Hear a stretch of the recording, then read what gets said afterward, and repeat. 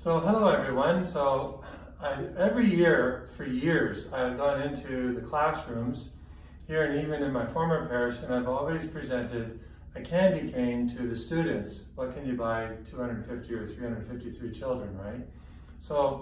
And many years ago I found the true story of the candy cane. So I tell the story. It really encapsulates the whole gospel in a simple candy cane. So the person who made the first candy cane wanted to do more than simply give people something sweet, which it does at this time of Christmas. So the maker of the candy cane went about it this way. If you think about it, as I tell the children, he could have just made the candy cane like this, but he didn't do that. He made the candy cane with this.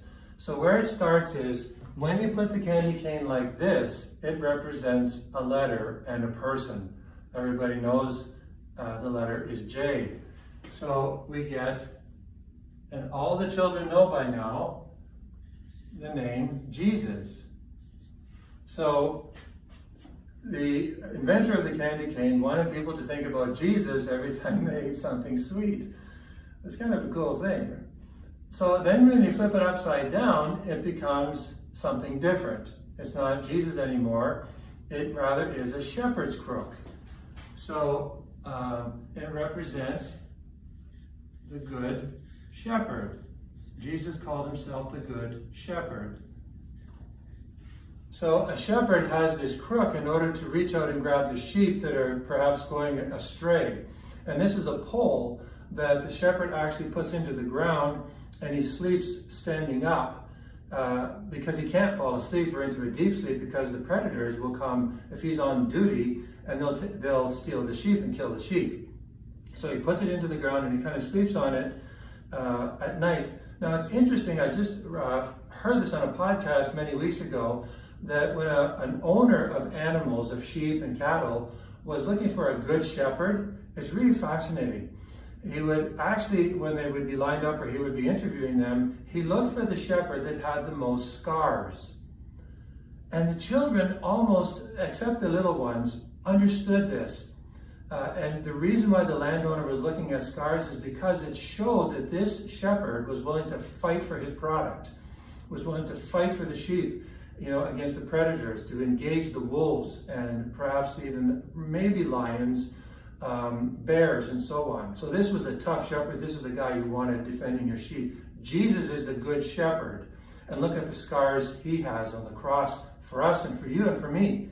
This is really, I think it's kind of profound. So he's the good shepherd.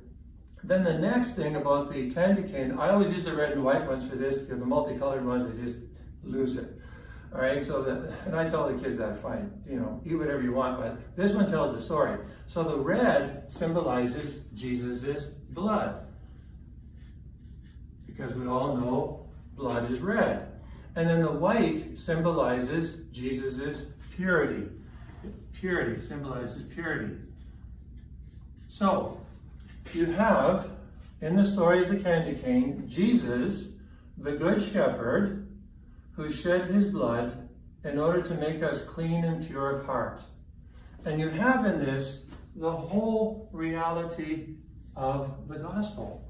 That's what the Son of God came into this world to do. Jesus, the good shepherd, who proves his love for us, that he is worthy of our obedience by the scars that he has for us, his saving scars, by shedding his blood so that you and I would be safe, and that we would once again be remade in his image, be clean of heart, by the power of his grace. So, the next time you have a candy cane, you're going to think a little bit more than about just being sweet. God bless you, and have a Merry Christmas.